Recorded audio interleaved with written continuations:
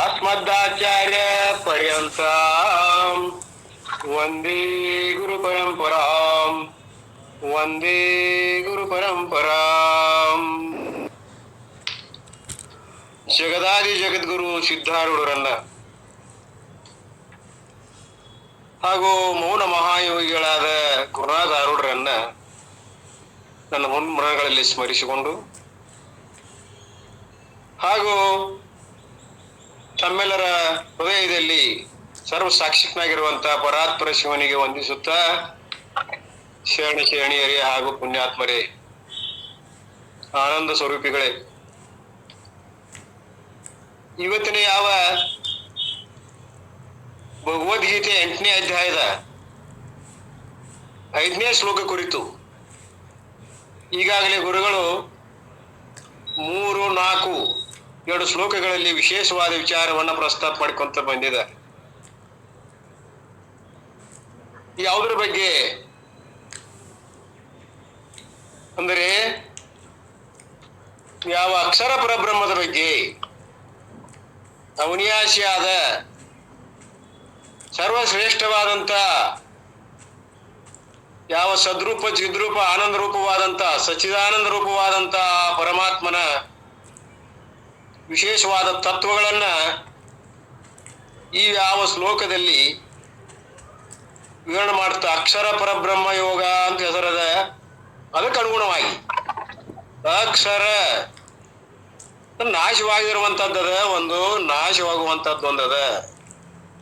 ಕ್ಷರ ಅಕ್ಷರ, ಕ್ಷರ ಆಗುವಂಥದ್ದು ನಾಶವಾಗುವಂಥದ್ದು ಅಪರ ಬ್ರಹ್ಮ, ಅದು ಅಪರಾಧ. ಇನ್ನು ಅಕ್ಷರ ಅನ್ನುವಂಥದ್ದು ಏನದ, ಹಚ್ಚಿದಾಗ ನಾಶ ಆಗದೆ ಇರ್ತಕ್ಕಂಥದ್ದು.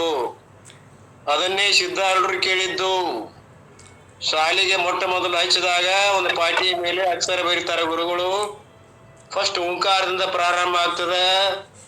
ಓಂಕಾರ ಅಂದ್ರೆ ಏನು ಅಂತ ಗುರುಗಳು ಕೇಳಿದರು ಬಾಲ್ಯಾವಸ್ಥೆಯಲ್ಲಿ. ಅದು ಅಕ್ಷರ ಅಂದ್ರೆ ಓಂಕಾರ ಬರಿಬೇಕಪ್ಪ ಅಂದ್ರು.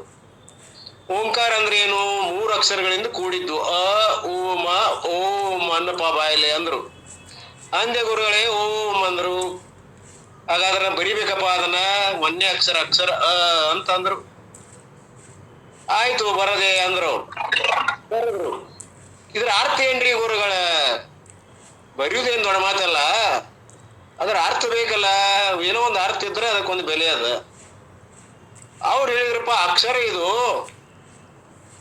ಇದಕ್ಕ ಅಲ್ಫಾಬೆಟಿಕಲ್ಲಿ ಮೂಲಾಕ್ಷರಗಳಲ್ಲಿ ಒಂದು ಬರ್ತದ. ಅದಲ್ಲ ಗುರುಗಳೇ, ಅಕ್ಷರ ಹೇಳ್ರಿ, ಈ ಏನ್ ಬರೆದಿರಲ್ಲ ಇದು ಅಳಕಿಸಿದ ನೋಡ್ರಿ ಹೋಯ್ತು. ಇದು ಅಕ್ಷರ ನಮಗ್ ಬೈದ್ಕೊಡ್ರಿ, ಅಕ್ಷರ ಕಲಸಾಕತ್ತೀರಲ್ಲ ನೀವು, ಇದು ನೀವು ಬರ್ದದ್ದು ಕ್ಷರ, ಇದು ನೋಡಿ ಅಳಕಿಸಿದೆ ಹೋಯ್ತು. ಮತ್ತೆ ಅಕ್ಷರ ಅಂದ್ರೆ ಏನು? ನಾಶ ಆಗದಿರ್ತಕ್ಕಂತ ಒಂದು ಅಕ್ಷರ ಕಲಸ್ರಿ. ಹಾಗಾದ್ರೆ ಅದನ್ನ ನೋಡಪ್ಪ, ಇವೇನೋ ದಿವ್ಯ ಜ್ಞಾನಿ ಅದಾನ, ಇದು ಯೋಗ ಭ್ರಷ್ಟ ಶರೀರದ, ಇದು ಅಕಸ್ಮಾತ್ ಸಾಲಿಗೆ ಬಂದದ, ಈ ವ್ಯಕ್ತಿಗೆ ಹೇಳ್ಕೊಳ್ತಕ್ಕಂತ ಶಕ್ತಿ ನನ್ನಲ್ಲಿಲ್ಲ. ದಿವ್ಯವಾದಂತ ಅಲೌಕಿಕ ಶಕ್ತಿಯಿಂದ ಕೂಡಿದಂತ ಈ ಬಾಲಕನಿಗೆ ಹೇಳುವಂತ ಸಾಮರ್ಥ್ಯ ನನ್ನಲ್ಲಿಲ್ಲ. ನೋಡಪ್ಪ, ಆ ಅಕ್ಷರ ಪರಬ್ರಹ್ಮವನ್ನ ಅವ್ರು ಹೇಳಿದ್ರು. ಅಕ್ಷರ ಅಂದ್ರೆ ಅದ ಪರಬ್ರಹ್ಮ ಅಂತ ನಮ್ಮ ವೇದ ಗುರುಗಳು ಮನೆಯೊಳಗೆ ಹೇಳ್ಯಾರ. ಅದನ್ನ ಕಲಸ್ರಿ. ನಾಶ ಆಗದಿರ್ತಕ್ಕಂತ ಯಾವ ನಮ್ಮ ಸ್ವರೂಪದ ಅದಕ್ಕೆ ಅಕ್ಷರ ಅಂತಾರ. ಅದನ್ನ ನೀವು ಕಲಿಸ್ತಿದ್ರ ಕಲಿಸ್ರಿ, ಇಲ್ದಾರ ನಮ್ಗೆ ಶಾಲೆ ಐತಿ ಒಳಗ ಅಂತ ಹೇಳಿರೋ. ಅವಾಗ ಅವ್ರು ಇಲ್ಲಿಂದ ಶಾಲಿ ಬಿಟ್ಟು ಹೊರಬಿದ್ದು, ಇದಕ್ಕ ಯೋಗ್ಯವಾದ ಗುರುಗಳನ್ನ ಹುಡುಕಪ್ಪ, ನಿನಗೆ ಸಿಗ್ತಾರ ಹೇಳಿದಾಗ ಅವ್ರು ಗುರುಗಳನ್ನ ಅರಸ್ತಾ ಹೋಗ್ತಾರೆ. ಇದು ಅಕ್ಷರ. ಅಕ್ಷರಕ್ಕೆ ಅರ್ಥರೂಪವಾದದ್ದು ಯಾವುದು? ಓಂಕಾರ. ಓಂಕಾರಕ್ಕೆ ಅರ್ಥರೂಪವಾದಂಥದ್ದು ಯಾವುದು? ಪರಬ್ರಹ್ಮ. ಪರಬ್ರಹ್ಮ ಅಂದ್ರೆ ಯಾವುದು? ಅದು ನಮ್ಮ ಸ್ವರೂಪ. ಇಡೀ ಜಗತ್ತು ಕೂಡ ಓಂಕಾರ ಸ್ವರೂಪವೇ. ನಮ್ಗೆ ತೋರ್ತಕ್ಕಂತ ಯಾವ ನಾಮರೂಪಾತ್ಮಕ ಜಗತ್ತದಲ್ಲ, ಇದು ಅ ಉಮದಿಂದ ಕೂಡಿದ. ಇಲ್ಲಿ ಸೃಷ್ಟಿ ಸ್ಥಿತಿ ಲಯಗಳದಾವು. ಸೃಷ್ಟಿ ಸ್ಥಿತಿ ಲಯ ಅ ಉಮ. ಅ ಉಮದಲ್ಲಿ ಓಂಕಾರದಲ್ಲಿ ಈ ಜಗತ್ತು ಒಳಗೊಂಡದ. ಜಗತ್ತು ಬೇರೆ ಅಲ್ಲ, ಓಂಕಾರ ಬೇರೆ ಅಲ್ಲ. ಆ ಓಂಕಾರ ಸ್ವರೂಪವೇ ಪರಬ್ರಹ್ಮ, ಪರಬ್ರಹ್ಮ ಸ್ವರೂಪವೇ ಓಂಕಾರ ಅನ್ನುವಂತ ವಿಶೇಷವಾದ ತತ್ವವನ್ನ ಅವರು ಆ ಗುರುಗಳಿಗೆ ಅವರ ಗುರುಗಳಾಗಿ ಹೊರಟು ಹೋದರು ಅಂತ ಬರ್ತಾ ಇದೆ. ಅದೇ ವಿಷಯವನ್ನ ಇಲ್ಲಿ ನಾವು ಅಕ್ಷರ ಪರಬ್ರಹ್ಮ ಯೋಗವನ್ನ ನಾವು 2-3 ದಿವಸಗಳಿಂದ ಸವಿಸ್ತಾರವಾಗಿ ಕೇಳ್ತಾ ಬಂದಿದ್ವಿ. ಅದು 1ನೇ ಶ್ಲೋಕ. 3ನೇದು ಯಾವುದು ಅಂತಂದ್ರ ಸಂಕ್ಷಿಪ್ತ ಅಕ್ಷರ ಪರಬ್ರಹ್ಮ ಅಕ್ಷರ ಬ್ರಹ್ಮ ಪರಮಂ ಸ್ವಭಾವೋ ಆಧ್ಯಾತ್ಮ ಉಚ್ಯತೆ ಭೂತೋ ಭಾವೋದ್ಭವಕರೋ ವಿಸರ್ಗ ಕರ್ಮ ಸಂಜ್ಞಿತ. ಹಾಗೂ 4ನೇದ್ದು ಅಧಿಭೂತಂ ಕ್ಷರೋಭಾವ ಪುರುಷಾಶ್ಚ ಅಧಿದೈವತಂ ಅನ್ನುವಂತ 3-4 ಶ್ಲೋಕಗಳಲ್ಲಿ ಯಾವ ಪರ ಮತ್ತು ಅಪರಗಳ ವಿಶೇಷ ಸ್ವರೂಪವನ್ನ ವಿಭಾಗಗಳನ್ನ ಮಾಡಿ ಸವಿಸ್ತಾರವಾಗಿ ಗುರುಗಳು ಹೇಳ್ತಾ ಹೋಗಿದ್ದಾರೆ. ಅರ್ಥಾತ್ ಒಂದಿರೋದು ಬ್ರಹ್ಮ, ಉಳಿದು 7 ಒಟ್ಟ ಅಂಶಗಳನ್ನ ಇಲ್ಲಿ ಉಲ್ಲೇಖ ಮಾಡಿದ್ದಾರೆ. ಒಂದೊಂದನ್ನಾಗಿ ಸವಿಸ್ತಾರವಾಗಿ 1, 2 ಹಿಂಗ ಅನ್ಕೊಂತ ಹೋಗಿದ್ದಾರೆ. ಅದರಲ್ಲಿ ಮೊಟ್ಟ ಮೊದಲೇದು ಶ್ರೇಷ್ಠವಾದಂತಹ ಬ್ರಹ್ಮ ತತ್ವ, ತತ್ತೇ ಭವ, ನಾಶ ಆಗದಿರುವಂತದ್ದು ತತ್ ಸ್ವರೂಪ. ಅದು ಸೃಷ್ಟಿ ಉತ್ಪತ್ತಿ ಪೂರ್ವದಲ್ಲಿ ಒಂದೇ ಇತ್ತು. ಅದನ್ನು ನಾವು ಈ ಯಾವ ಜಗತ್ ಸತ್ಯತ್ವದಿಂದ ಬಂದಿದ್ದರಿಂದ ಆರೋಪ ಮಾಡಿಕೊಂಡು ಎಲ್ಲ ಹೇಳಿದಾರೆ ಗುರುಗಳು. ಅದು ಸ್ವಭಾವ ಆಧ್ಯಾತ್ಮ. ಹಂಗಾರೆ ಆಧ್ಯಾತ್ಮ ಅಂತಂದ್ರೆ ಏನಿಲ್ಲ, ಒಂದು ಕರ್ಮ. ಒಟ್ಟು 5 ವಿಷಯಗಳನ್ನ ಹೇಳ್ತಾರೆ. ಜೀವರೂಪದ ಸ್ವಭಾವ ಯಾವುದದ? ಆಧ್ಯಾತ್ಮದ. ಅರ್ಥಾತ್ ಪ್ರಾಣಿಗೆ ಜನ್ಮಕ್ಕೆ ಕಾರಣವಾದದ್ದು ಒಂದು ಕರ್ಮ. 2ನೇದ್ದು ಈ ತೋರಿ ಎಣಕತಕ್ಕಂತ ಭೂತಗಳದಾವಲ್ಲ, ಪಂಚಭೂತಗಳು ಹಾಗೂ ಇವುಗಳಿಗೆ ಒಳಗೊಂಡಂತ ಭೌತಿಕವಾದಂತ ಪ್ರಪಂಚ, ಇದೆಲ್ಲವೂ ಅಧಿಭೂತ. ಹಾಗಾದ್ರೆ ಇನ್ನೊಂದದ ಯಾವುದು? ಇವು ಎಲ್ಲವುಗಳನ್ನು ನೇಮ್ ಮಾಡ್ಬೇಕಲ್ಲ, ಒಬ್ಬ ಚೇತನ್ ಬೇಕಲ್ಲ. ಆ ಚೇತನ ವಿಶ್ವನಿಯಾಮಕ ಪುರುಷನೇ ಅಧಿದೈವ. ಅಧಿದೈವ ಹಿರಣ್ಯ ಗರ್ಭ. ಮುಂದೆ ಅಧಿಯಜ್ಞ ಒಂದು ಬೇಕಲ್ಲ. ಇದಕ್ಕೆ ಸಾಕ್ಷಿ ರೂಪವಾದಂತ ಪರಮಾತ್ಮನ ಆಶ್ರಯದಲ್ಲಿ ಇವೆಲ್ಲವೂ ನಡೆಯುವುದರಿಂದ ಅಧಿಯಜ್ಞ ಮೂಲ ಪುರುಷ. ಆದ್ದರಿಂದ ಎಲ್ಲದಕ್ಕೆ ಕಾರಣಭೂಷವಾದಂತ ಯಾವ ಚೇತನ ಪುರುಷ ಅವ ಏನದ? ಪರಮಾತ್ಮ. ಅದೇ ಅಧಿಯಜ್ಞ ಅನಿಸ್ಕೊಳ್ತದೆ. ದೇಹಕ್ಕೆ ಸಾಕ್ಷಿಯಾದ ರೂಪವಾದಂತವ. ಹೀಗೆ ಗುರುಗಳು ಇವೆಲ್ಲವುಗಳನ್ನು ಹೇಳ್ತಾ ಅದ್ರಲ್ಲಿ ಮುಖ್ಯವಾದಂತಾವು 7ನೇದ್ದು ಇವು 6 ತತ್ವಗಳನ್ನ ಹೇಳ್ಯಾರ. ಅವುಗಳಲ್ಲಿ ನಾವು ಉಳಿದ್ವೆಲ್ಲ ನಾವು ವಿಚಾರ ಚಂದ್ರು ಓದಿದವ್ರಿಗೆ ಗೊತ್ತಾಗ್ತದೆ. ಅಧ್ಯಾತ್ಮ ಅಂದಾಗ ಇಲ್ಲಿ ಮುಖ್ಯವಾದಂತ 3 ನಾ ಹೇಳಕ್ ಪ್ರಯತ್ನ ಮಾಡ್ತೀನಿ. ಕರ್ಮ ಇರ್ಲಿ, ಅದು ಕರ್ಮಾನುಸಾರವಾಗಿ ಹಿಂದಿನ ಜನ್ಮದ ಪಾಪ ಪುಣ್ಯಗಳ ಫಲರೂಪವಾಗಿ ಆ ಕರ್ಮ ನಮಗೆ ಒದಗಿ ಬಂದಿರ್ತದೆ ಕರ್ಮಜ ಸಂಬಂಧದಿಂದ ಅನ್ನುವಂಥದ್ದು ಒಂದು. ಇನ್ನ ಇದರಲ್ಲಿ ಆಧ್ಯಾತ್ಮ, ಆಮೇಲೆ ಅಧಿದೈವ, ಅಧಿಭೂತ ಅಂತ ಬರ್ತಾ ಇದೆ. ಆಧ್ಯಾತ್ಮ ಅಂದ್ರೆ ಏನು? ವಿಶೇಷವಾಗಿ ನಮ್ಮ ಆತ್ಮನನ್ನ ಆಶ್ರಯ ಮಾಡಿಕೊಂಡಂತ ಸ್ಥೂಲ ಸೂಕ್ಷ್ಮ ಶರೀರಗಳಲ್ಲಿ ಬರುವಂತವು, ಅವನ ಅಸ್ತಿತ್ವವನ್ನು ಪಡ್ಕೊಂಡಂತ ಯಾವ ಅಪರವಾದಂತ ಯಾವುದವಲ್ಲ ಭೌತಿಕವಾದಂತ ಜಗತ್ತು, ಇದೆಲ್ಲವೂ ಆಧ್ಯಾತ್ಮ ಬರ್ತದೆ. ಅದರಲ್ಲಿ 14 ಬರ್ತಾವು.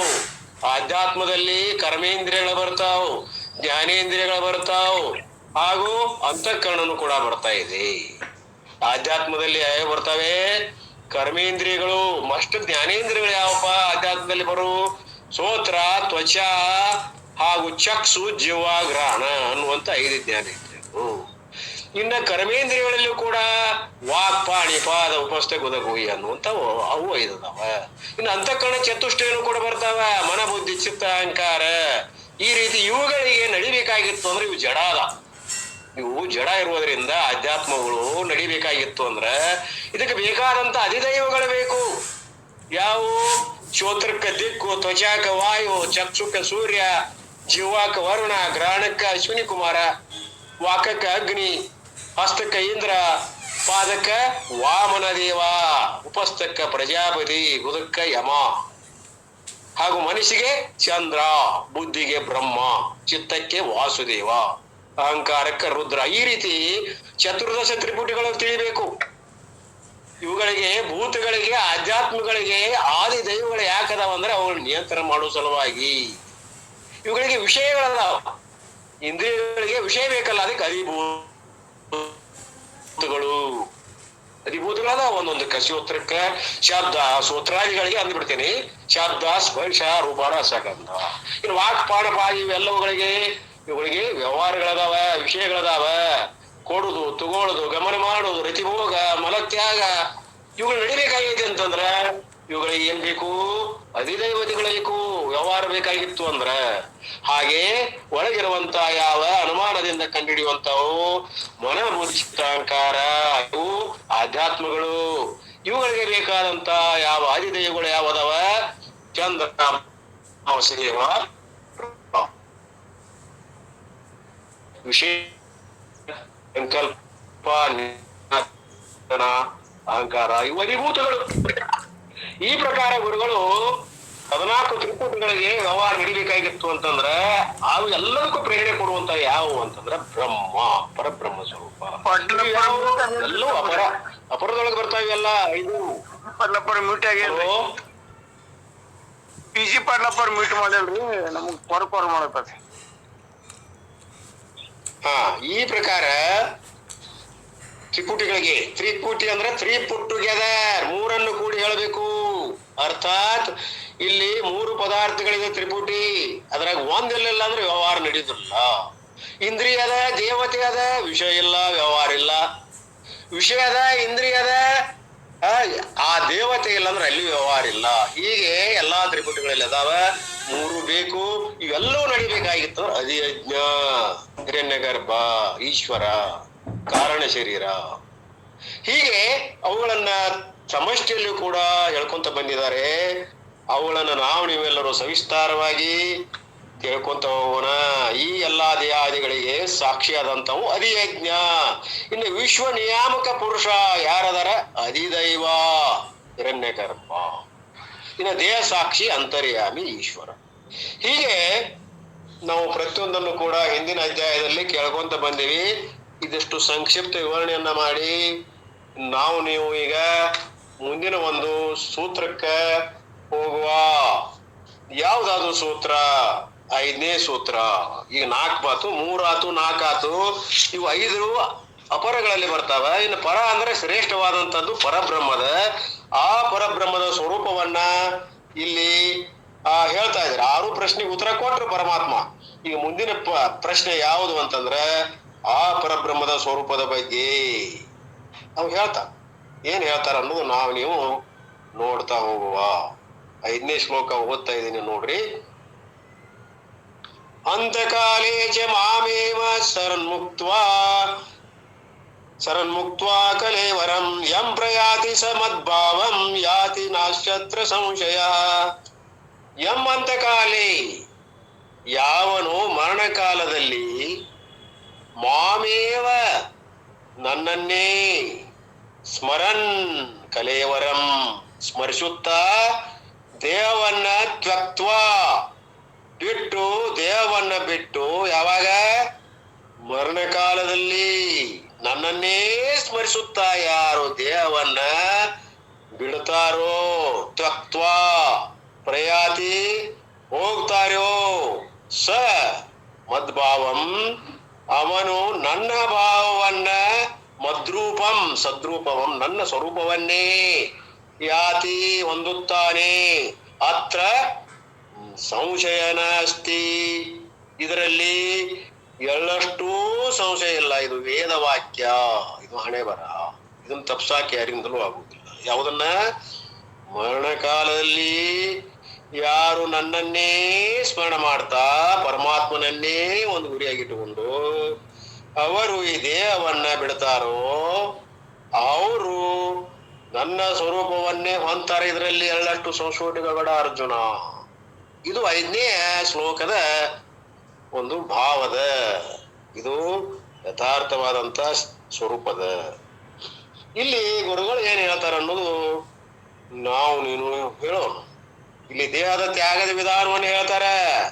ಎಲ್ಲವನ್ನು 6 ವಿಷಯಗಳನ್ನು ಹೇಳಿ 7ನೇದ್ರಲ್ಲಿ ನಾವು ಏನೇನು ಸ್ಮರಣ ಮಾಡಿ ಶರೀರ ಬಿಡುವಾಗ ಬಿಟ್ರೆ ಏನೇನು ಆಗ್ತೀವಿ, ಅದರ ಸ್ವರೂಪ ಏನು ಅನ್ನೋದನ್ನ ಇಲ್ಲಿ ಹೇಳ್ತಾರೆ. ಅರ್ಥಾತ್ ನಾವು ಶರೀರ ತ್ಯಾಗ ಮಾಡಿದಾಗ ಏನೇನು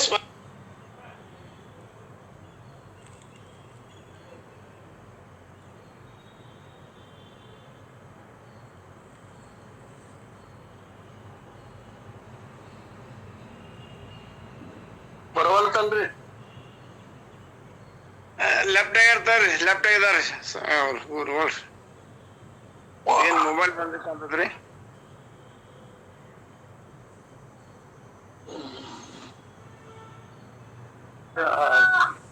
ಕೈ ಬಿಡಿಸಿ ಸರಿ ನಂಗ ಏಕ ಹೊಡ್ಯಾಕತ್ತಾರ ಏನ್ ಮಾಡ್ಯಾಕ. ಇಲ್ಲ ಸರ್, ಲೆಫ್ಟ್ ಆಗ್ಯಾರವ್ರಿ. ಬಹುತೇಕ ಫೋನ್ ಬಂದಿರ್ಬೇಕ್ರಿ ಅವ್ರಿಗೆ, ಲೆಫ್ಟ್ ಆದ್ರ ಅವ್ರು.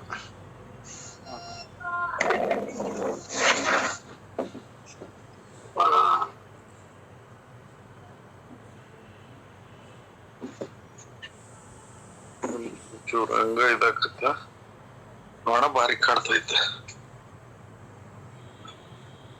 ಬಂದೂಕ್ ತೋರಿ, ಬಂದೂಕ ಗುರುಗಳ. ಬಂದೂಕ್ ತೋರಿ, ಒಂದ್ ಬಂದೂಕ ನನಕ. ಒಂದ್ ರೈಫಲ್ ಕೊಡ್ರಿ.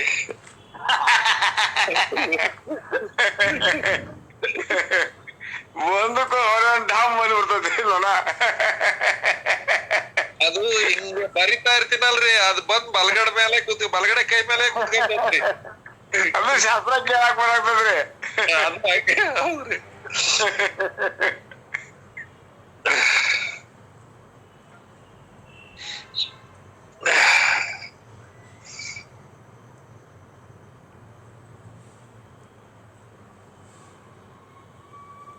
ಅರ್ಜುನ ಪ್ರಶ್ನೆ ಮಾಡ್ಯಾನ ಇಲ್ಲಿ, 2 ಶ್ಲೋಕದಾಗ ಪ್ರಶ್ನೆ ಉತ್ತರ ನಡೆದದು. ಯಾವ್ಯಾವ್ದ್ರಿ? ಅದನ್ನ ಪ್ರಶ್ನೆ 1, 2ನೇ ಶ್ಲೋಕ ಹೇಳ್ಯಾನಲ್ರಿ ಗುರುಗಳ. ನಿನ್ನೆ ಯಾವ್ದೋ ಅಂದಿವು, ಮರ್ತ ಬಿಟ್ಟರು. ಬ್ರಹ್ಮ ಅಂದ್ರೇನು, ಆಧ್ಯಾತ್ಮ ಅಂದ್ರೇನು, ಆದಿದೈವ ಅಂದ್ರೇನು, ಆಧ್ಯಾತ್ಮಿಕ ಅಂದ್ರೇನು, ಅವೆಲ್ಲದಕ್ಕೂ ಉತ್ತರ. ಕಿಂ ಅಧಿದೈವ, ಕಿಂ ಅಧಿಭೂತ, ಕಿಂ ಪರಬ್ರಹ್ಮ. ಅಧಿಭೂತ ಅಂದ್ರೇನು, ಅಧಿದೈವ ಅಂದ್ರೇನು, ಬ್ರಹ್ಮ ಅಂದ್ರೇನು ಅಂತಾನು ಪ್ರಶ್ನೆ ನಿನ್ನೆ ಅರ್ಜುನ್ ಮಾಡ್ಯಾನ್ರಪ್ಪ. ಈಗ ಇವನ್ ಅಧಿಭೂತ, ಅಧಿದೈವ, ಅಧ್ಯಾತ್ಮ ಹೇಳಕ್ತಾರಲ್ಲ, ಇದು ಇವತ್ತ. ಹ್ಞೂನ್ರಿ ಅಪ್ಪ, ಹೇಳಕತ್ತಾರ.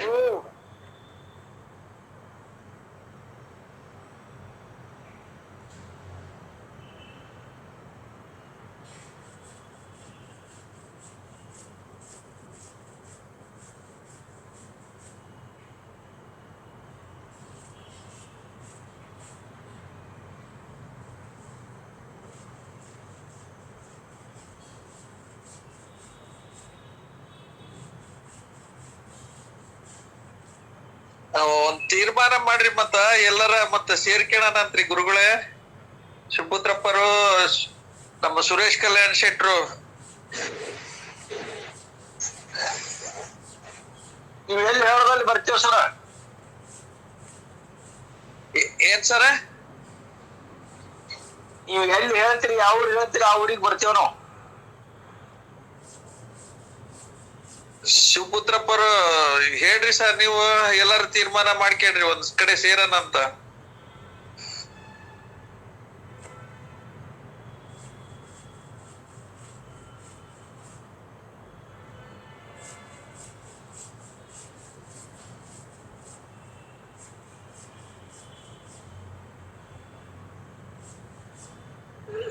ಶಿವಪುತ್ರಪ್ಪರ ಯಾಕ ಸೈಲೆಂಟ್ ಆದ್ರ?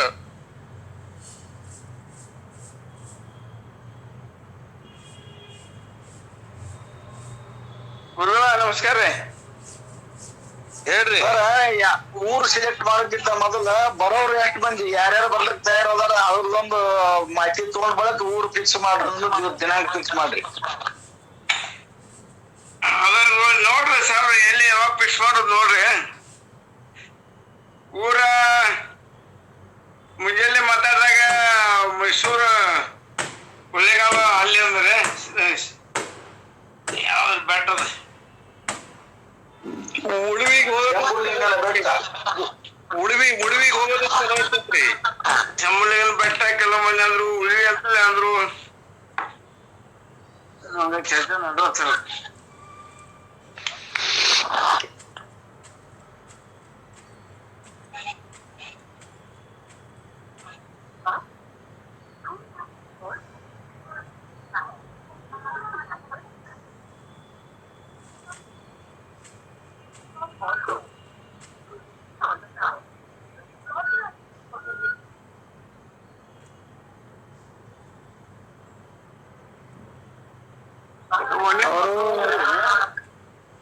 ಏನ್ ಕೇಳ್ರಿ? ಯಾವ್ದು ಬ್ರಹ್ಮಣ್ಣ ಅಂದ್ರೆ ಯಾವ್ದು, ಆತ್ಮ ಅಂದ್ರೆ ಯಾವ್ದು, ಕರ್ಮ ಯಾವ್ದು, ಈ ಐಹಿಕ ಅಭಿವ್ಯಕ್ತಿ ಯಾವುದು, ದೇವತೆಗಳು ಯಾರು, ಇದು ಕೇಳಿದಾರೆ.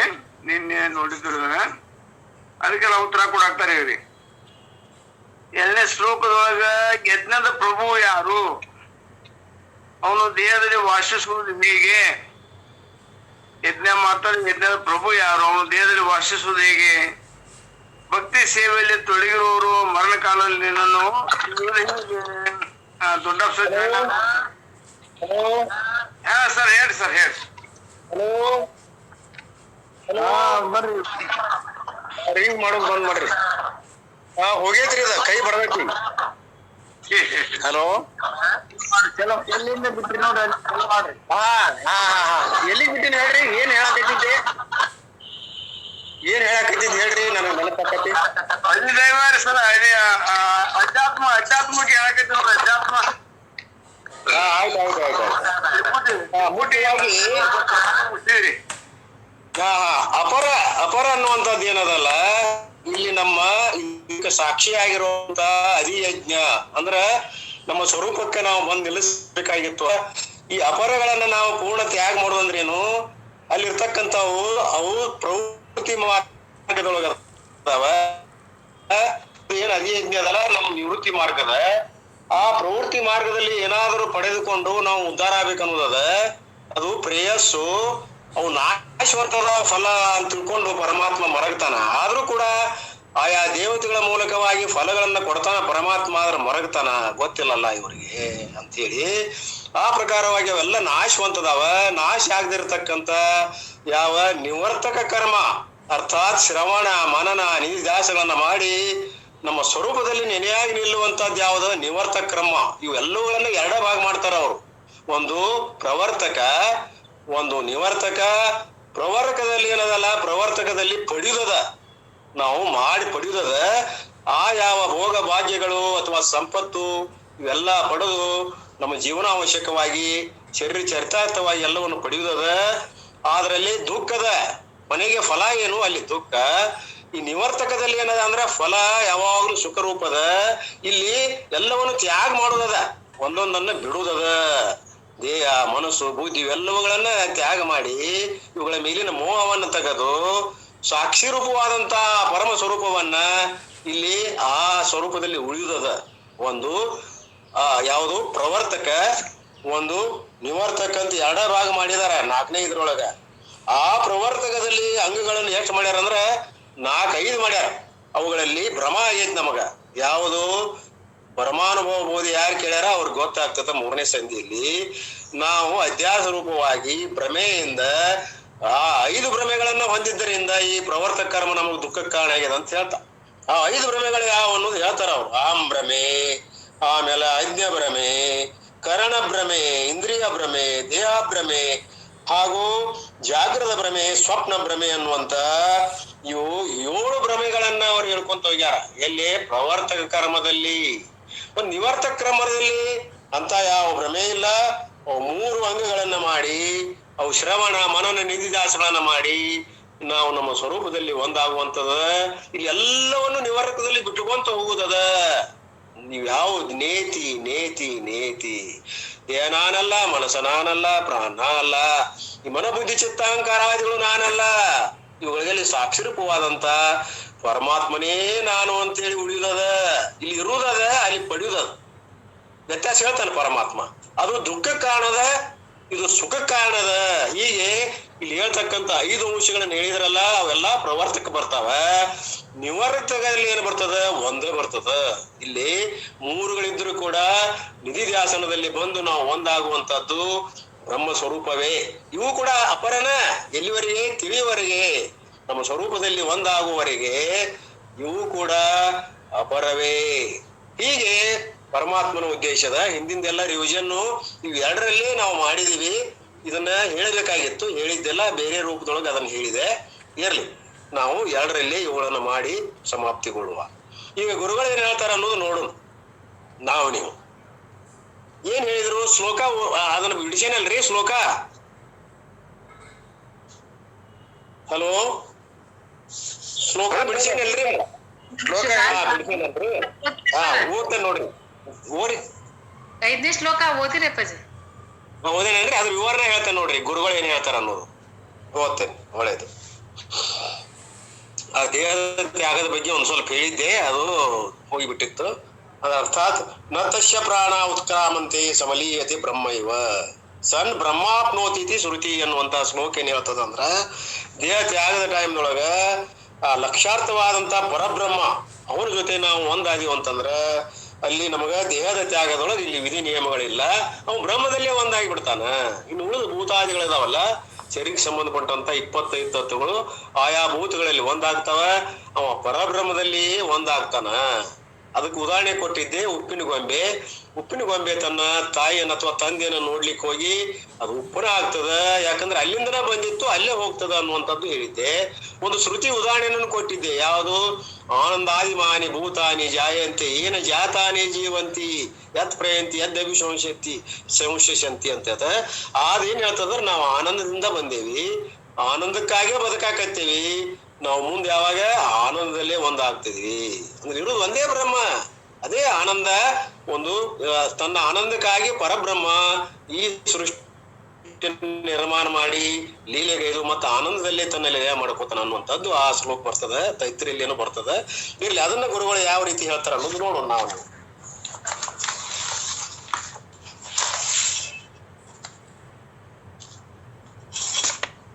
If the mind is ready for ನಿರ್ಗುಣ ಈಶ್ವರ ಎಂದು ಹೇಳಿದ್ರು ಅವರು. ಶಗುಣ ಉಪಾಸನೆಯಲ್ಲಿ 2 ಭಾಗ ಮಾಡಿದ್ರು, ತಮಗೆ ಗೊತ್ತಿರಬೇಕು. ಶಗುಣದಲ್ಲಿ ನಾವು ಶಗುಣ ಉಪಾಸನೆಯನ್ನ ಮಾಡ್ತಾ ಯಾವ ಮೂರ್ತ ಸ್ವರೂಪವಾದಂತ ಯಾವ ಹೊರಗಿನ ಯಾವ ದೇವತೆಗಳನ್ನು ಉಪಾಸನೆ ಮಾಡಿ ಚಿತ್ತ ಶುದ್ಧಿಯ ದ್ವಾರ ನಾವು ಸಗುಣದಲ್ಲಿ ಮತ್ತೆ ನಿರ್ಗುಣಕ್ಕೆ ಬಂದು ನಿಲ್ಬೇಕು ಕ್ರಮ. ಆ ನಿರ್ಗುಣಕ್ಕೆ ಬಂದು ಅಲ್ಲಿ ಶ್ರವಣಾದಿಗಳನ್ನ ಮಾಡಿ ಸದ್ಯೋನ್ಮುಕ್ತಿಯನ್ನು ಹೊಂದುವಂತದ್ದು ಹೇಳಿದ್ರು. ಆ ಪ್ರಕಾರವಾಗಿ ಇಲ್ಲಿ ನಾವು ನಿರ್ಗುಣಕ್ಕೆ ಬಂದೀವಿ. ನಿರ್ಗುಣದಲ್ಲಿ ಸಗುಣದಿಂದ ಅಂತಃಕರಣ ಶುದ್ಧಿ ದ್ವಾರ ನಾವು ನಿರ್ಗುಣದಲ್ಲಿ ಶ್ರವಣಾದಿಗಳನ್ನ ಮಾಡಿ ನಮ್ಮ ಸ್ವರೂಪದಲ್ಲಿ ಒಂದಾಗುವಂತದ್ದು ಆ ನಿರ್ಗುಣ ಸಗುಣ. ಇದು ಕ್ರಮಯುಕ್ತಿ ಅಂತ ಹೇಳ್ತಾರ. ಇಲ್ಲಿ ಏನದಪ್ಪ ಅಂದ್ರೆ ನಿರ್ಗುಣದಲ್ಲಿಯೇ ನಮ್ಮ ಮನಸ್ಸು ರಮಾಣ ಮಾಡುವ ಇವು ಸಹಾಯ ಅದಾವ ನಮಗ. ಯಾವು? ಸಗುಣ ರೂಪ ಉಪಾಸನೆಗಳು. ಸಗುಣದಲ್ಲಿರುವಂತದ್ದು ನಿರ್ಗುಣ. ಆ ನಿರ್ಗುಣ ಅಂದ್ರೆ ಶ್ರವಣಾದಿಗಳು. ಸಗುಣದಲ್ಲಿ ನಿರ್ಗುಣ ಅಂದ್ರೆ ಯಾವುದು? ಸಗುಣದಲ್ಲಿ ನಿರ್ಗುಣ ಅಂದ್ರೆ ಶ್ರವಣಾದಿಗಳು. ಅವುಗಳನ್ನ ಮಾಡಿ ಸ್ವರೂಪದಲ್ಲಿ ಒಂದಾಗುವುದು. ಹೀಗೆ ಅದನ್ನ ಹಿಂದೆ ಹೇಳ್ಯಾರ, ಅದನ್ನ ನೆನಪಿಸಿದೆ, ಅದನ್ನ ಇಲ್ಲಿ ಹೇಳ್ತಾರೆ ನೋಡ್ರಿ. If the mind is not ready for ನಿರ್ಗುಣ ಈಶ್ವರ, ಆ ನಿರ್ಗುಣದಲ್ಲಿ ಬನ್ನಿ ತಯಾರಾಗಲಿಲ್ಲ ಅಂದ್ರೆ it will not appeal to the person. Then what should that person do?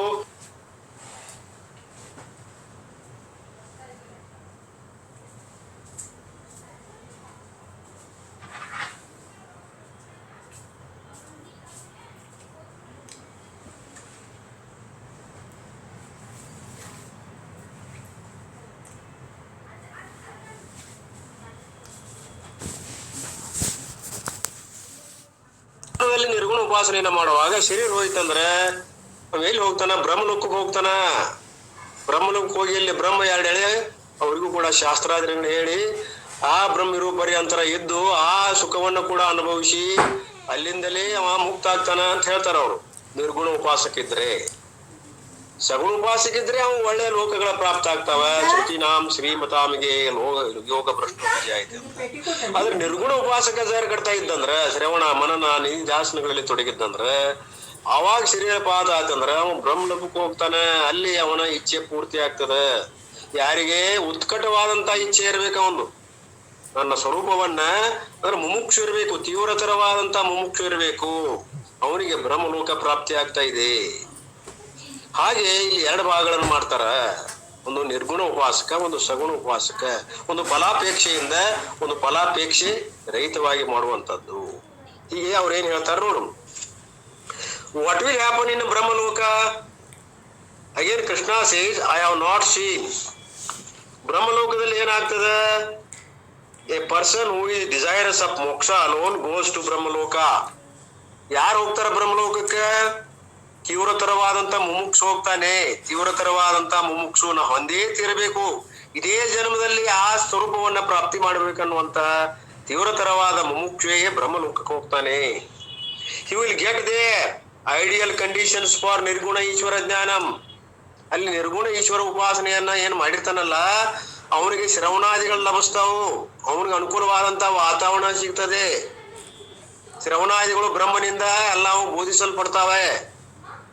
ಹೀಗೆ ಅವನ ಸಂಕಲ್ಪ ಏನಿತ್ತಲ್ಲ, ಇಲ್ಲಿ ಇಚ್ಛಾ ಮಾಡಿದ್ದ ಈ ಶರೀರ ಬಿಡು ಪೂರ್ವದಲ್ಲಿ, ಶರೀರ ಬಿಟ್ಟ ಆ ಇಚ್ಛಾ ಇಲ್ಲಿ ಪೂರ್ತಿ ಆಗ್ತಿದೆ. ಎಲ್ಲಿ? ಬ್ರಹ್ಮಲೋಕದಲ್ಲಿ. ಅವ್ ಮಾಡಿಕೊಂಡಂತ ಆ ಮುಮುಕ್ಷತ್ವ ಏನದ ತೀವ್ರತವಾದ ಇಚ್ಛಾ, ಬ್ರಹ್ಮ ಏನ್ ಮಾಡ್ತಾನ, ಇಚ್ಛೆಯನ್ನ ಪೂರ್ತಿ ಮಾಡ್ತಾನೆ, ಮುಕ್ತಗೊಳಿಸ್ತಾನೆ. ನಾವು ಚಿಂತೆ ಮಾಡ್ಬೇಕಾಗಿಲ್ಲ. ಈಗ ಶ್ರವಣ ಮಾಡಾಕತ್ತೀವಿ, ಈಗ ಶರೀರವಾದ್ರೂ ಚಿಂತಿಲ್ಲ, ನಾವು ಬ್ರಹ್ಮಲೋಕ ಹೋಗ್ತೀವಿ, ಸಂಶಯನೇ ಇಲ್ಲ. ಅಲ್ಲಿ ನಮ್ಮ ಸಾಧನೆ ನಡೀತದ, ಬ್ರಹ್ಮ ಉಪದೇಶ ಮಾಡ್ತಾನ. ಆದ್ರೆ ಅಷ್ಟೊಂದು ತೀವ್ರತರವಾದಂತ ಮುಮುಕ್ಷತ್ವ ನಮ್ಮಲ್ಲಿ ಇರಬೇಕು ಅಂತ ಅರ್ಥ. ಇನ್ ದಿಸ್ ಜನ್ಮ ಹೇಳ್ತಾರ ಅವರು, who is desires of moksha alone goes to Brahmaloka. You will get the ideal conditions, ಬೇಕಾದಂತ ವಾತಾವರಣದ ಅಲ್ಲಿ ಬ್ರಹ್ಮಲೋಕದಲ್ಲಿ. Which he careful avoided in this janma, that he can very successfully pursue the conditions really provided. ನಿಮಗೆ ಬೇಕಾದಂತ ಎಲ್ಲಾ ಕಂಡೀಷನ್ಸ್, ಬುಕ್ಸ್ ಎಲ್ಲ ಸಿಗ್ತಾವಲ್ಲಿ, guaranteed by god.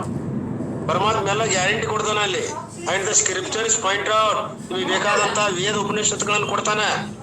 And there ನಿರ್ಗುಣ ಜನ್ಮ is not important by an ordinary mortal Swami, but it is important by ಸಾಕ್ಷಾತ್ ಚತುರ್ಮುಖ ಬ್ರಹ್ಮಾಜಿ himself. ಅಲ್ಲಿ ಉಳಿದವ್ರು ಯಾರಿಲ್ಲ ಗುರುಗಳು, ಚತುರ್ಮುಖ ಬ್ರಹ್ಮನೇ ಗುರು. ನಿಮಗೆ ಬೇಕಾದಂತ ಬುಕ್ಸ್ ಗಳನ್ನೆಲ್ಲ ಕೊಟ್ಟು ಆ ವಾತಾವರಣವನ್ನು ದಯಪಾಲಿಸಿ ನಮ್ಗ ಎರಡೆಳೆ ಉಪದೇಶ ಮಾಡ್ತಾನ. ಹಂಗಂತ ಹೇಳಿ ನೀವು ಅದನ್ನ ಅವಲಂಬನೆ ಮಾಡಬೇಡ್ರಿ. ಇಲ್ಲೇ ಇದೆ ನಮ್ಮ ಬ್ರಹ್ಮಲೋಕ, ಇಲ್ಲೇ ಗುರುಗಳು ಬ್ರಹ್ಮ ಸ್ವರೂಪದಿಂದ ಬೋಧ ಮಾಡ್ತಾ ಇದ್ದಾರೆ. ಆ ಮುಕ್ತಿ ಬೇಡ ನಮಗ, ಇಲ್ಲೇ ನಾವು ಮುಕ್ತ ಆಗ್ಬೇಕು, ಜೀವನ್ ಮುಕ್ತ. ಈ ಜೀವಿ ಶುರುವಾಗಲೇ ಮುಕ್ತ ಆಗ್ಬೇಕಾಗೈತಿ, ನಾವು ಜೀವನ್ ಮುಕ್ತ ಆಗ್ಬೇಕೈತಿ, ಸದ್ಯೋನ್ಮುಕ್ತ ಬೇಡ. ಅಲ್ಲಿ ನಾವು ಆ ಲೋಕಕ್ಕೆ ಹೋಗಿ ಮುಕ್ತ ಆಗೋದು ಬೇಡ. ಇಲ್ಲೇ ಮುಕ್ತ ಸ್ವರೂಪನೇ ಇದೀವಿ. ಒಂದು ಆವರಣವನ್ನ ಗುರುಗಳ ಕೈಯಾಗ ನಾಶ ಮಾಡಕ್ ಕೊಟ್ಟಿವಿ. ಗುರುಗಳ ಆವರಣವನ್ನ ನಾಶ ಮಾಡಿದ್ರಂದ್ರ ನಾವು ಸ್ವರೂಪಾವಸ್ಥಿತಿ ಮುಕ್ತಿರ್ತೀವಿ ಐತಿ. ಆ ಸ್ವರೂಪದಲ್ಲಿ ಒಂದಾಗ್ತೀವಿ. ಅವ್ರ ಗುರು ಹೇಳ್ತಾರ, and you are also suppose not to get tired at all.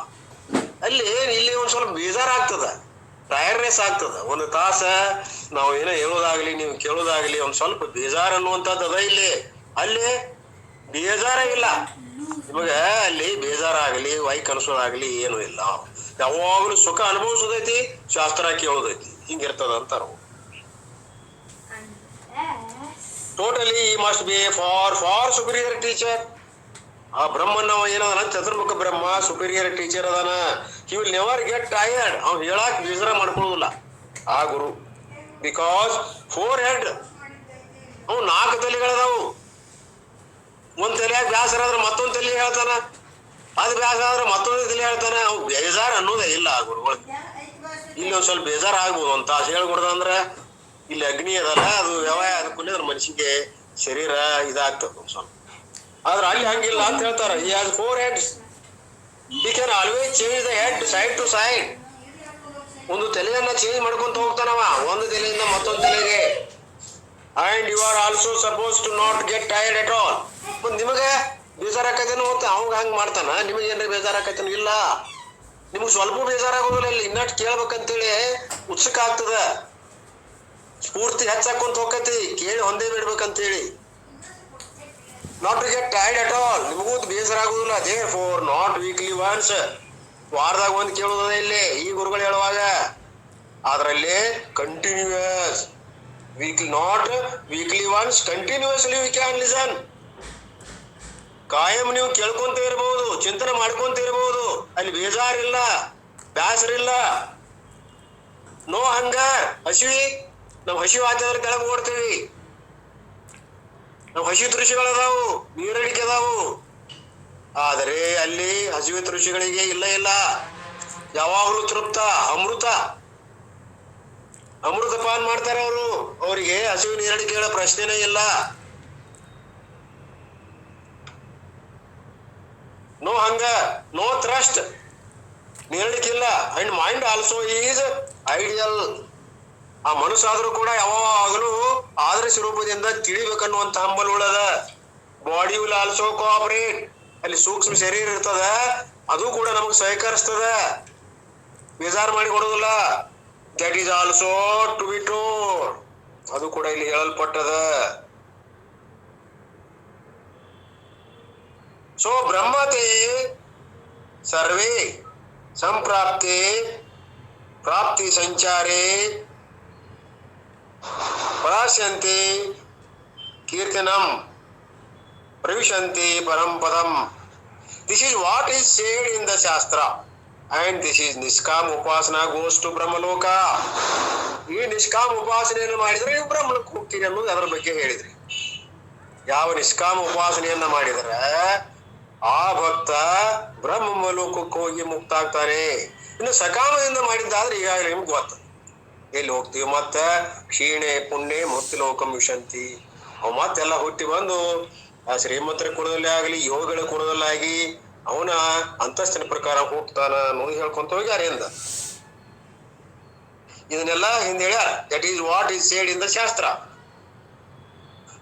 ಹಂಗಾರೆ ಇಲ್ಲಿ ಏನ್ ಮಾಡಿದ್ರು? ನಿಷ್ಕಾಮ ಉಪಾಸಕ ಗೋಷ್ಟು ಬ್ರಹ್ಮಲೋಕ ಅಟೇನ್ಸ್ ಜ್ಞಾನಂ. ಅವನು ಜ್ಞಾನ ಪಡಿತಾನೆ. ನಿರ್ಗುಣ ಈಶ್ವರ ಜ್ಞಾನಂ ದೇರ್ ಅಂಡ್ ಅಟೇನ್ ಲಿಬರೇಷನ್. ಆ ನಿರ್ಗುಣ ಉಪಾಸಕ ಆ ಲೋಕದಲ್ಲಿ ಅಲ್ಲಿ ಮೋಕ್ಷವನ್ನು ಪಡಿತಾನೆ, ಲಿಬರೇಷನ್ ಪಡಿತಾನೆ. And this course of liberation is called karma mukta, ಕ್ರಮ ಮುಕ್ತ. ಇದಕ್ಕೇನಂತಾರೆ? ಕ್ರಮ ಮುಕ್ತಿ, ಕ್ರಮ ಮುಕ್ತಿ ಅಂತ.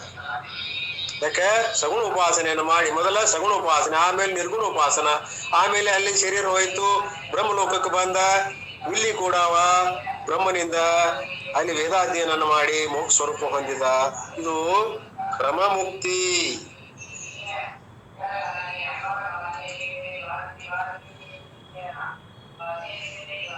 The first one is called ಅಕ್ರಮ ಮುಕ್ತಿ. ಅಲ್ಲಿ ಒಂದೇ ದಿನದಲ್ಲ ಸಗುಣ ಉಪಾಸಕ, ಅಲ್ಲಿ ಕ್ರಮ ಇಲ್ಲ. The first one is ಅಕ್ರಮ ಮುಕ್ತಿ. ಅಕ್ರಮ ಮುಕ್ತಿ ಡು ನಾಟ್ ಮಿಸ್ಟೇಕ್ ಸದ್ಯೋ ಮುಕ್ತ. ಇಲ್ಲಿ ಅಕ್ರಮ ಮುಕ್ತಿ ಅಂದಾಗ ಅವ ಏನ್ ಮಾಡ್ತಾನ? ಶ್ರವಣಾದಿಗಳಲ್ಲಿ ತೊಡಗಿರ್ತಾನ. ಅವ ಕೊನೆಯ ಸ್ಟೇಜಿಗೆ ಬಂದಿರ್ತಾನ. ಅವಾಗೇನ್ ಕ್ರಮ ಮುಕ್ತಿ ಬೇಕಾಗಿಲ್ಲ, ಸದ್ಯೋನ್ ಮುಕ್ತ ಆಗಿಬಿಡ್ತಾನ. ಅಲ್ಲಿಂದಲ್ಲೇ ಅತ್ರೈವ ವಿಲೀನೀಯತೆ. ಅವನು ಡು ನಾಟ್ ಮಿಸ್ಟೇಕ್ ಸದ್ಯೋನ್ಮುಕ್ತ, ಜ್ಞಾನಿ ಮುಕ್ತ, ಜ್ಞಾನ ಹೊಂದಿಬಿಡ್ತಾನ. ಅತ್ರೈವ ವಿಲೀಯತೆ. And Krishna says an Niskam Upasaka can follow either of the method, and the 8th chapter is going to specialize on ಕ್ರಮ ಮುಕ್ತಿ. ಆದ್ರೆ ಇಲ್ಲಿ ಹೇಳಿದ್ದೆ ಯಾವ್ದದ ಅಂದ್ರೆ ಕ್ರಮ ಮುಕ್ತಿಯ ಬಗ್ಗೆ ಹೇಳ್ಕೊಂತ ಹೋಗಿದ್ದಾರೆ. ಸ್ಪೆಷಲೈಸ್ ಆನ್ ಕ್ರಮ ಮುಕ್ತಿ. So this is one unique chapter. ಇದೊಂದು ವಿಶೇಷವಾದಂತ ಅಧ್ಯಾಯದ which deals with ಕ್ರಮ ಮುಕ್ತಿ.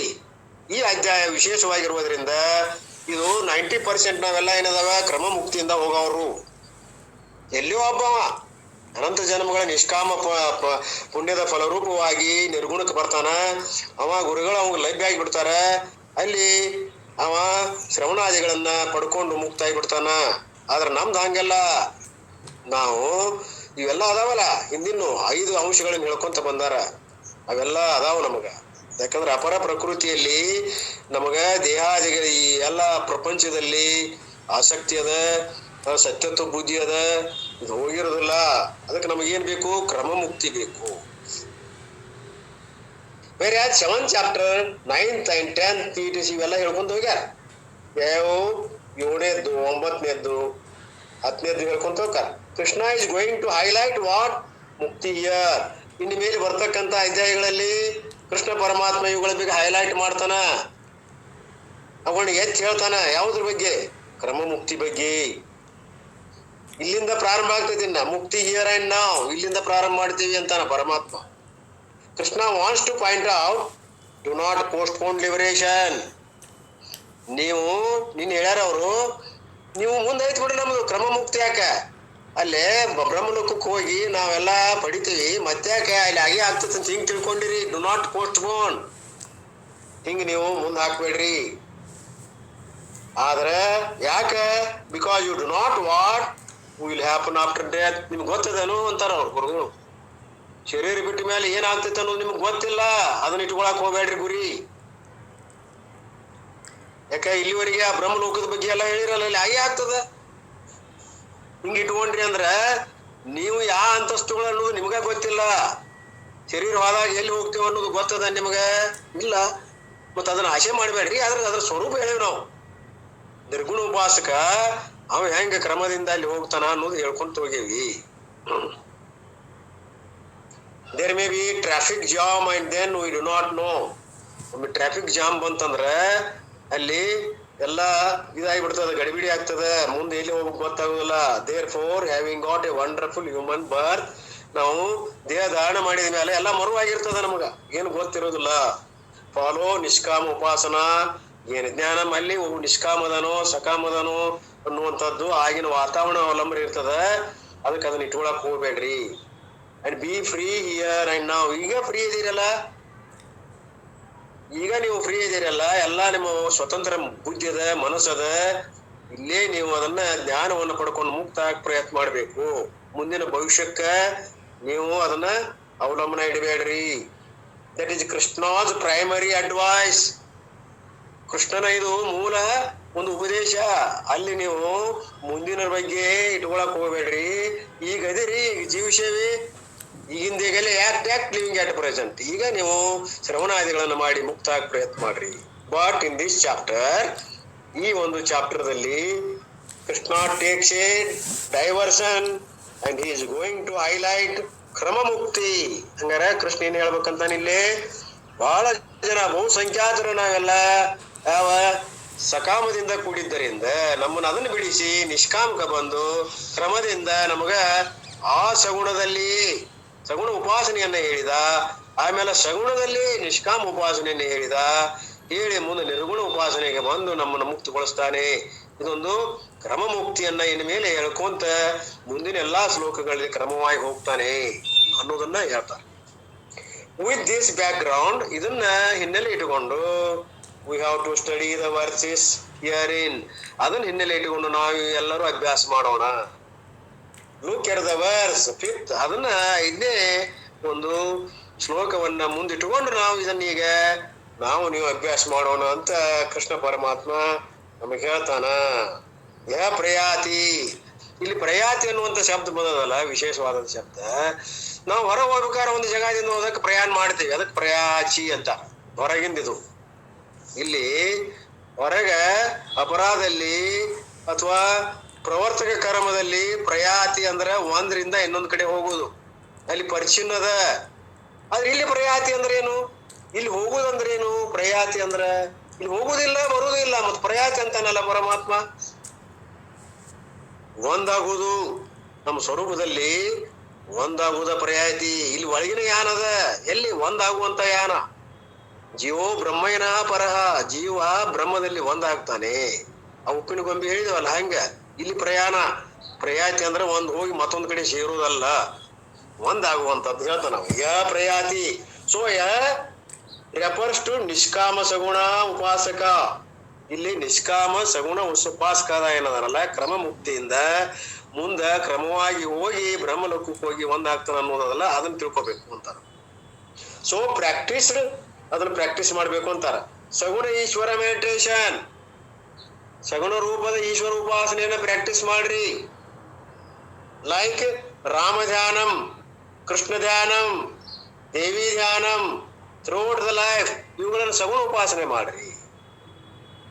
ಯಾವ ನೀವು ಇಟ್ಕೊಂಡಿರಲ್ಲ ಇಷ್ಟ ದೇವತೆಗಳನ್ನ, ರಾಮ್ ಇರಬಹುದು, ಕೃಷ್ಣ ಇರಬಹುದು, ದೇವಿ ಇರಬಹುದು, ಇಡೀ ಜೀವನ ಪರ್ಯಂತರ ಅವುಗಳನ್ನು ಉಪಾಸನೆ ಮಾಡ್ರಿ. ಅವ್ರಲ್ಲಿ ಏನ್ ಮಾಡ್ರಿ, ಹೆಂಗ್ ಇಟ್ಕೊಡ್ರಿ? ನಿಷ್ಕಾಮವಾಗಿ ಮಾಡ್ರಿ. ಸಕಾಮವಾಗಿ ಮಾಡಿದ್ರೆ ಫಲಗಳ ಕೊಡ್ತಾರ ಅವರು. ಇಷ್ಟ ದೇವತೆಗಳು ನಿಮ್ಮ ಫಲಗಳನ್ನು ಕೊಡ್ತಾರ. ಆದ್ರೆ ಪರಮಾತ್ಮ ಮರಗ್ತಾನ. ಏನಪ್ಪ ಇವ್ರಿಗೆ ಆ ರೂಪದಿಂದ ನಾನು ಇವ್ರಿಗೆ ಫಲ ಕೊಡಾಕತ್ತೇನೆ, ಕರೆ ನಿಷ್ಕಾಮವಾಗಿ ಬಚ್ಚಿದ್ರೆ ಇವ್ರಿಗೆ ಮುಕ್ತಿನ ಕೊಟ್ಟು ಬಿಡ್ತಿದ್ನೇನಲ್ಲ. ಇವ್ರು ಆಯಾ ದೇವಗಳ ಉಪಾಸನೆಗಳನ್ನ ಮಾಡಾಕತ್ತಾರ, ಇರ್ಲಿ, ಶ್ರದ್ಧೆಯನ್ನು ಕೊಟ್ಟೇನೆ ಅವ್ರಿಗೆ, ಆ ಫಲಗಳನ್ನು ಕೊಡ್ತೇನೆ ಕರೆ. ಆದ್ರೆ ಅವ್ರ ಬುದ್ಧಿ ಪ್ರವೃತ್ತಿ ಕಡೆ ಅದ. ಪರಮಾತ್ಮ ಮರಗ್ತಾನ ಅವ್ರಿಗೆ. ಕೊನೆಗೆ ಬರ್ತಾರ ಅವರು, ಆದ್ರೆ ಪರಮಾತ್ಮನಿಗೆ ಮರುಕದ. ಅವುಗಳ ನಿಷ್ಕಾಮೆಯಿಂದ ಮಾಡಿದ್ದಾದ್ರೆ ಅಂತಃಕರಣ ಶುದ್ಧಿ ದ್ವಾರ ಅವ್ರಿಗೆ ಮೋಕ್ಷ ಕೊಟ್ಟು ಬಿಡ್ತಿದ್ದೇನಲ್ಲ ಅಂತನ ಪರಮಾತ್ಮ. ಅದಕ್ಕ ಅವರು ಅಂತವ್ರು ಏನ್ ಮಾಡ್ತಾರಲ್ಲ, ಸಕಾಮದಿಂದ ಮಾಡೋರು ನಿಷ್ಕಾಮಕ್ಕೆ ಬರೋದನ್ನೇ ಇಲ್ಲ. ಫಲಗಳು ಸಿಕ್ಬಿಡಿ ತೃಪ್ತಿ ಆಗ್ತದೆ, ಖುಷಿ ಆಗ್ತದೆ. ಬೇಕಾದಂತ ಫಲಗಳು ಸಿಕ್ಕು, ಹೊಲ ಸಿಕ್ತು, ಮನಿ ಸಿಕ್ತು, ಏನ್ ಬೇಕಾದೆಲ್ಲ ಫಲಗಳು ಸಿಕ್ಕು, ಅದರಲ್ಲೇ ರಮಣ ಆಗಿಬಿಡ್ತಾರೆ. ನಿರ್ಗುಣಕ್ಕೆ ಬರ್ತಾರೆ ಹೆಂಗ ಅವರು? ಅದ್ರ ಫಲ ಕೊಡೋರು ಯಾರು? ಅವ ಪರಮಾತ್ಮ. ಆಯಾ ದೇವಿಗಳ ಮುಖಾಂತರ ಕೊಡವ್ ಯಾರು? ಶ್ರದ್ಧೆಯನ್ನು ಉತ್ಪನ್ನ ಮಾಡಿ ಫಲ ಕೊಡ್ತಾನೆ, ಹಂಗ ಅಲ್ಲ. ಆದರೆ ಅಂತ ನಾವು ಪರಮಾತ್ಮ ಇವ್ರು ನಿರ್ಗುಣಕ್ಕೆ ಬಂದಿದ್ರ ನಾನು ಇವ್ರಿಗೆ ಕ್ರಮ ಮುಕ್ತಿಯನ್ನ ಕೊಟ್ಟು ಇವ್ರು ಉದ್ಧಾರ ಮಾಡ್ತಿದ್ದಲ್ಲಪ್ಪ ಅಂತಾನ ಮರಗ್ತಾನ. ಅದಕ್ಕೆ ಅವ್ರು ಏನ್ ಮಾಡ್ತಾರ ಅಂತವ್ರು, ನೆವರ್ ಕೇಮ್ ಟು ನಿರ್ಗುಣ ಬ್ರಹ್ಮ ಎಟ್ ಆಲ್. ಒಟ್ಟ ಬರುವುದನೇ ಇಲ್ಲ ಅವರು. ವೇದಾಂತ ವಿಚಾರ it did not come out. ಅವ್ನು ವೇದಾಂತ ವಿಚಾರಕ್ಕೆ ಅವ್ ಹತ್ತದೇನ ಅವ್ರು. ಸಗುಣ ಉಪಾಸನೆಗೆ ಹತ್ತುದನೇ ಇಲ್ಲ. ಫಲಪ್ರಾಪ್ತಿಯಲ್ಲಿ ಮನಸ್ಸಿರ್ತದ. ಅವನಿಗೆ ವೇದಾದಿಗಳನ್ನು ಓದಿ ಉದ್ಧಾರ ಆಗ್ಬೇಕು ಎಲ್ಲಿ ಬರ್ತದಪ್ಪ ಅಂತ ಕೃಷ್ಣ ಪರಮಾತ್ಮ. Throat he has attached to his ಇಷ್ಟ ದೇವತಾ. ಇಷ್ಟ ದೇವತಾಗಳ ಉಪಾಸನೆಯಲ್ಲಿ ಇರ್ತಾನ. ಅವನು ಬೇಕಾದಂತ ಫಲಗಳನ್ನ ಪ್ರಾಪ್ತಿ ಮಾಡ್ಕೋತಾನ ಅವ. ಅಂಡ್ ಸಚ್ ಸಗುಣ ಉಪಾಸಕ ಪ್ರಯಾತಿ. ಅವ ಪ್ರಯಾತಿ ಇಲ್ಲಿ ಮಾಡ್ತಾನ, ಹೊರಗ್ ಪ್ರಯಾತಿ ಮಾಡ್ತಾನವ. ಹೊರಗಂದ್ರೆ ಏನ? ಯಾವ ಸಕಾಮ ಫಲಗಳನ್ನ ಪ್ರಾಪ್ತಿ ಮಾಡೋದ್ರೊಳಗೆ ಒಂದ್ ಫಲ ಮತ್ತೊಂದು ಫಲ ಹಿಂಗ ಅಲ್ಲಿ ಪ್ರಯಾಣ ಮಾಡ್ತಾನ ಅವ ಪ್ರಯಾತಿ. ಇಲ್ಲಿ ಪ್ರಯಾತಿ ಅಂದ್ರೆ ಏನು? ಇಲ್ಲಿ ಪ್ರಯಾತಿ ಅಂದ್ರ ಅಂತರ್ಮುಖವಾದ ವೃತ್ತಿಯಲ್ಲಿ ಒಂದಾಗುವಂತದ್ದು. ಪ್ರಯಾತಿ ಅಂದ್ಕೂಲಿ ಹೊರಗಿನ ತಗೋಬೇಡ್ರಿ, ಒಳಗಿನ ತಗೋರಿ. ಇಲ್ಲಿ ಒಳಗ ನಿಷ್ಕಾಮದಲ್ಲಿ ನಿರ್ಗುಣ ಉಪಾಸಕರಲ್ಲಿ ಪ್ರಯಾತಿ ಅಂದ್ರ ಒಳಗೆ ತಮ್ಮ ಸ್ವರೂಪದಲ್ಲಿ ಒಂದಾಗುವಿಕೆಗೆ ಅಂದಾರ ಅಲ್ಲಿ ಪರಮಾತ್ಮ. ಪ್ರಯಾತಿ ಅಂದ್ಕೂಲಿ ಹೊರಗೆ ಸಗುಣದಲ್ಲಿ ತಗೋಬೇಡ್ರಿ, ಎಚ್ಚರಿಕೆ ಕೊಡ್ತಾನವ. ಸಪೋಸ್ ಈ ಡೈಸ್, ಕಲೆವರ ಮುಕ್ತ. ಅಲ್ಲಿ ಅವ ನಿರ್ಗುಣ ಉಪಾಸಕ ಶರೀರ ಬಿಟ್ಟಂದ್ರೆ ಅವೇನ್ ಮಾಡ್ತಾನಂದ್ರ ನಿರ್ಗುಣದಲ್ಲಿ ಅವನ ಬುದ್ಧಿ ಇರ್ತದ. ಅಂದ್ಮೇಲೆ ಬ್ರಹ್ಮಾದಿ ಲೋಕಗಳ ಬಂದ ಕ್ರಮ ಮುಕ್ತಿಯಿಂದ ಅಲ್ಲಿ ತನ್ನ ಸ್ವರೂಪವನ್ನು ಹೊಂತಾನ ಅನ್ನೋದನ್ನ ಇಲ್ಲಿವರೆಗೆ ಪರಮಾತ್ಮ ಸಾಕಷ್ಟು ರೀತಿಯಿಂದ ಹೇಳಿದಾನ. ಬ್ರಹ್ಮಲೋಕದ ಬಗ್ಗೆ ವರ್ಣನ ಮಾಡ್ಯಾನ. ಅಲ್ಲಿ ಮುಕ್ತಿಯ ಒಂದು ವಿಷಯವನ್ನು ಕೂಡ ಪ್ರಸ್ತಾಪ ಮಾಡ್ಯಾನ. ಅಂತ ಸ್ಥಿತಿಯನ್ನ ನಾವು ಬೇಡೋದು ಬೇಡ. ಇಲ್ಲಿ ಸದ್ಯದಲ್ಲಿ ನಮ್ಮ ಕ್ರಮ ಮುಕ್ತಿ ಬೇಡ. ನೇರವಾದಂತ ಮುಕ್ತಿ ನಿರ್ಗುಣ ಉಪಾಸಕರಿದೆ. ನಾವು ಶ್ರವಣಾದಿಗಳನ್ನು ಮಾಡಾಕತ್ತೀವಿ. ನೇರವಾಗಿ ನಮ್ಮ ಸ್ವರೂಪವನ್ನು ಆವರಣ ನಾಶ ಮಾಡಿಕೊಂಡು ನಮ್ಮ ಸ್ವರೂಪದಲ್ಲಿ ಒಂದಾಗಂತ ಸ್ಥಿತಿಯನ್ನ ಪಡೆಯೋಣ. ಮತ್ತು ಅಂತ ಸ್ಥಿತಿಯನ್ನ ಪರಮಾತ್ಮ ಆ ಸಿದ್ಧಾರೂಢ ನಮ್ಮೆಲ್ಲರಿಗೆ ಕೊಡ್ಲಿ ಅಂತ ಹೇಳಿ ಭಾವಿಸಿ ಸ್ವಲ್ಪ ನಡಬರಕ ಈ ಮೊಬೈಲ್ ಒಂದು